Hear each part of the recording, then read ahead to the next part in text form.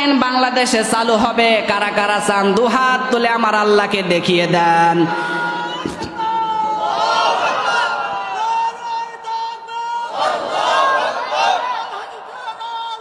ধরে ধরে জালো,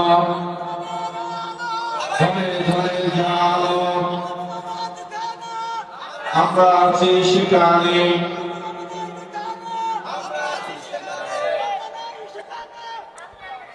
আলহামদুলিল্লাহ, আল্লাহ যেন আমাদেরকে আপনাকে সবাইকে কবুল করে, পড়েন আমিন।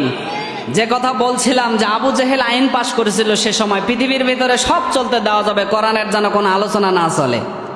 এই যে গতকালকে আমার প্রধান বক্তা জুবাইর আহমেদ তাসরিফ ভাই ছিল সেই ঢাকায়, আলোচনা করতে করতে একজন স্বৈরাচারের সেই চালা পাশে বসে থাকতে থাকতে এমন কথা বলছে, যা কোরআনে আছে তাই বলছে। উনি স্লিপ লিখে দিয়েছে, হুজুর কোরআনের আয়াত থেকে কথা বলেন। আমার সাথে আস্তে আস্তে গাড়িতে গল্প।